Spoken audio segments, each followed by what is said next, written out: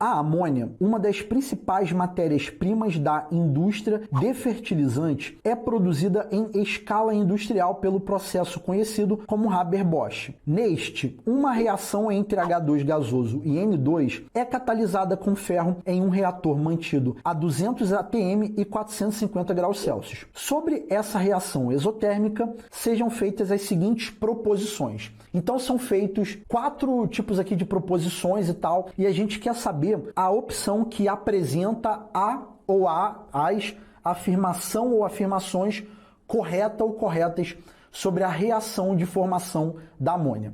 Então, qual vai ser a primeira coisa que eu vou fazer aqui para poder trabalhar essa questão? Eu vou escrever a reação química que representa o equilíbrio químico formado na produção da amônia. Então, a gente vai ter o N2 gasoso mais 3H2 gasoso em equilíbrio com 2 mol de NH3 gasoso, que vem ser a amônia. Então vamos para a primeira proposição. Na 1, o aumento da pressão no reator mediante adição de um gás inerte aumenta o rendimento do processo. Então aqui, logo no início da proposição, quando ele fala em pressão, muitos alunos vão puxar aí, quando eu vou trabalhar com a pressão e tal, eu tenho que ver qual lado que tem mais mols de gases ou o lado que tem menos mols de gases. Então, assim, como que eu poderia virar para vocês e relembrar de uma maneira rápida?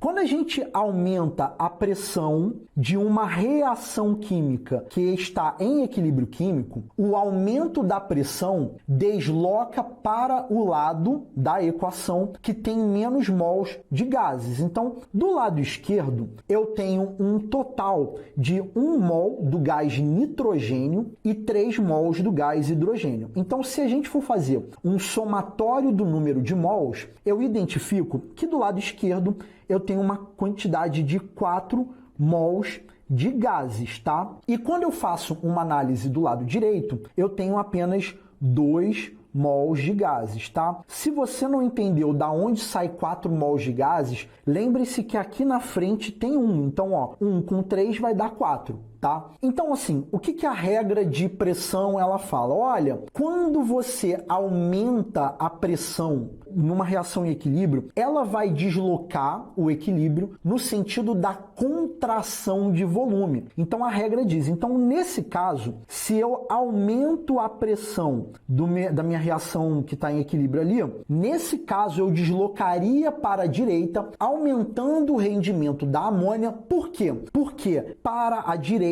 no sentido da reação direta, eu tenho a contração de volume. Se por acaso eu reduzisse a pressão, eu ia deslocar nessa reação química para a esquerda, no sentido da expansão do volume, tá? Eu imagino que aqui ficou meio embolado, mas eu gostaria que você que está acompanhando o vídeo considerasse que aqui está escrito a palavra expansão. Pois bem, isso daqui é que muitos alunos pensariam. Só que nessa questão existe um detalhe específico e pensando na prova do ITA, isso é algo que é muito esperado.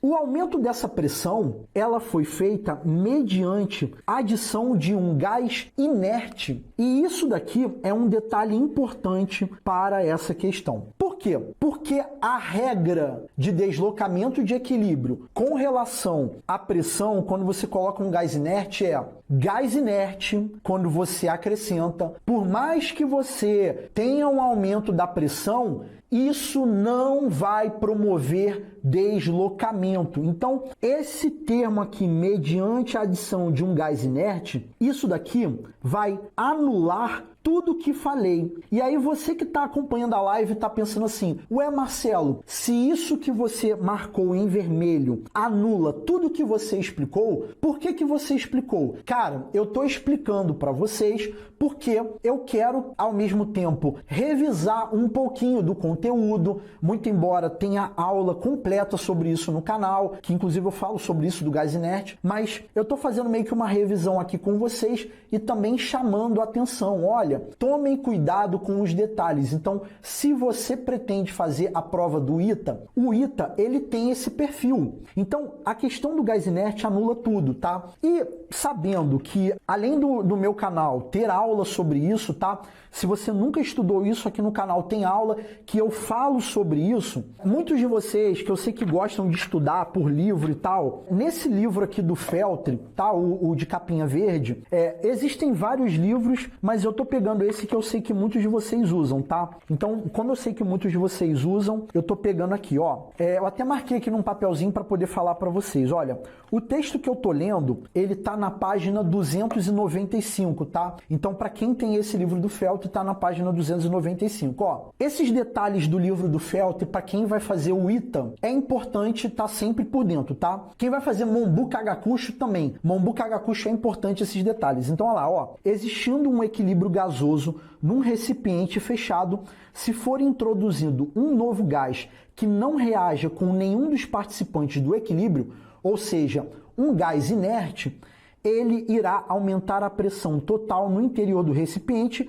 mas não irá afetar o equilíbrio de nenhuma maneira, tá? Então isso daqui é um detalhe aqui, uma notinha de rodapé na parte de observações. Quem vai fazer o ITA é importante estar por dentro disso, e quem vai fazer Mombu Kagakusho também, tá? Mombu Kagakusho, esses detalhes são bastante pertinentes. Quem vai fazer o Enem ou a FUVEST e não sabia disso, tome muito cuidado, porque esse detalhe pode pegar você aí de surpresa na prova, tá? Bom, então, assim, agora que eu já mostrei esse detalhezinho aqui, talvez muitos de vocês estejam perguntando, por que o gás inerte não vai promover ali o deslocamento, mesmo embora aumente a pressão? Ele não vai deslocar o equilíbrio porque ele não aumenta a pressão parcial de cada gás no equilíbrio.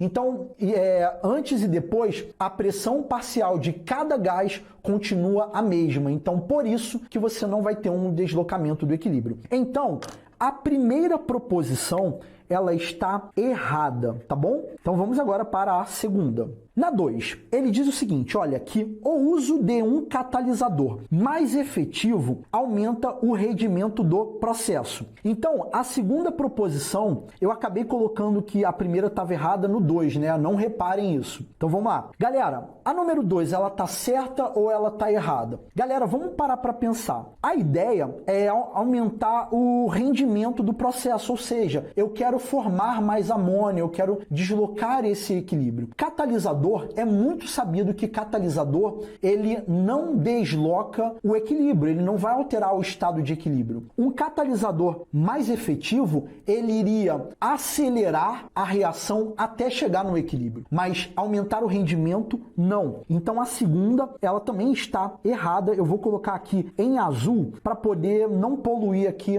a minha explicação, tá bom? Então eu não vou ficar muito preso na 2, porque a 2, digamos assim, é algo que aparentemente a galera que já passou por esse assunto sabe que catalisador não vai deslocar um equilíbrio, tá? Ele só vai acelerar a reação ao ponto de fazer com que o estado de equilíbrio seja alcançado mais rápido. Vamos para a terceira. Na terceira, ele diz o seguinte, olha, que uma vez atingido o equilíbrio químico, não ocorrem mais colisões efetivas entre as moléculas de hidrogênio e nitrogênio. Galera, na minha visão, a galera que passou por esse assunto, que já estudou o equilíbrio químico, tem uma noção que o equilíbrio químico ele é dinâmico. A reação química, ela está acontecendo, só que você tem ela estacionada em um determinado ponto que visualmente você não consegue verificar essa reação acontecendo. Então ela aparentemente ela está errada. É como se fosse você estar caminhando em cima de uma esteira onde a velocidade que você caminha para frente é igual à velocidade que está atrás, que está te empurrando para trás. Muito embora numa esteira aparentemente você está parado, mas a gente sabe que você está andando. E numa reação química, a colisão entre reagentes e produtos, ela acontece porque o equilíbrio é dinâmico, ele não é estático, tá? Então a terceira, ela é uma proposição que está errada. Eu não vou me estender muito aqui porque eu acredito que a grande maioria de vocês que já passou por esse tema sabe disso, tá? Então vamos para 4. Considerando que ainda existe superação da energia de ativação, a redução da temperatura no reator diminui a velocidade da reação, mas favorece a formação de amônia. Então, galera, nesse momento, o fator que envolve o deslocamento de equilíbrio que está sendo abordado nessa questão é o fator temperatura, tá? Então, qual é a regra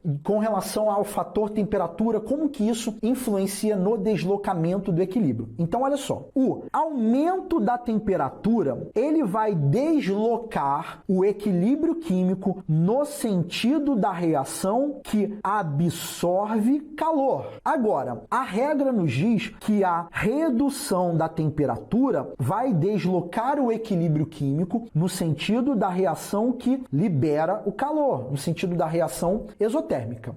Ora bolas, se a questão diz pra gente que essa reação química que eu escrevi em azul, essa reação química ela é exotérmica, qual é a interpretação que eu tenho? A interpretação que eu tenho que no sentido da reação direta, eu tenho o ΔH negativo, ou seja, menor do que zero. E essa reação ainda, no sentido da reação inversa, eu teria um ΔH, o que? Maior do que zero. Então, se nesse caso eu reduzo a temperatura e a regra me diz que a redução desloca para o lado que libera o calor, nessa reação química em específico, se eu reduzo a temperatura, mas conseguindo superar a energia de ativação, então nesse caso eu desloco para a reação direta, aumentando a produção de amônia, ou seja, eu favoreço a formação de amônia. Então, a número 4 é a alternativa, a única que está certa, e a letra E é a alternativa que eu marco. E aí eu queria dar uma orientação para vocês. A orientação que eu tenho que dar para vocês é que nunca se esqueçam que o único fator que altera a constante de equilíbrio é a temperatura. Então, futuramente, se você for pegar uma prova que fala que temperatura pode alterar o valor da constante de equilíbrio, galera, isso estaria certo e é o único fator que altera a constante de equilíbrio. Então, essa foi a resolução da questão de número 58 da prova de 2020 do ITA, a primeira fase, né? 2019 e 2020.